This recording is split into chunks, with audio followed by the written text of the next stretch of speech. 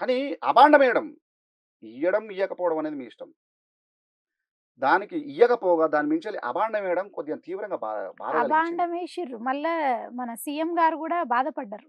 మన కళాకారులకు రాలేదు. మనకిన్ని రావాల్సుండే అని బాధపడ్డరు. కానీ మళ్ళీ వాళ్ళేమో అట్లా అంటున్నారు. అంటే మా పార్టీ గాదు కాబట్టి మేము ఇయ్యలే అని. అంటే పార్టీకి సంబంధం ఉన్న వాళ్ళకే ఇచ్చిండ్రా అవార్డులు? ఎప్పుడు గాని అమ్మ హ్మ్. అవార్డ్స్ అనేటియి ప్రతిభను గుర్తించి ఇచ్చేటియి గాని, మా పార్టీ కార్యకర్తలకో నేను చెప్పినా కదా! ఇప్పుడు కాంగ్రెస్ గవర్నమెంట్ ఉంది. మరి హ్మ్. కాంగ్రెస్ గవర్నమెంట్ కూడా చుక్క సత్తయ్య గారి మీద ఒక అబాండమేసింది. ఆయన బీఆర్ఎస్ పార్టీ వ్యక్తి అని. మరి దాన్ని కూడా తేల్చాల్సిన అవసరం ఉందిప్పుడు. ఇప్పుడు 'గద్దర్' గారి గురించి ఏమంటున్నారు? గద్దర్ గారి గురించి ఎస్పెషల్‌గా నేనొక కళాకారుడిగా హ్మ్. ఆయన కళాకారుడమ్మ. హ్మ్. ఆయన కళా ప్రతిభను పొడుస్తున్న పొద్దే గాదు. 'మమ్ముగన్న తల్లులార' ఆ పాటనే గాదు. ఇలా 1 గాదు, 2 గాదు.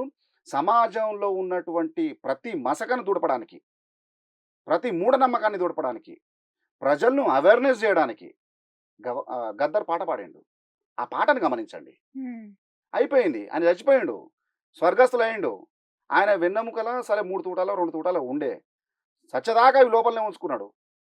ఎందుకు జరిగింది? ఏం కథ? అంటే మళ్ళా విప్లవోద్యాలకు ఆ చరిత్ర బయటికి రావాల్సొస్తది.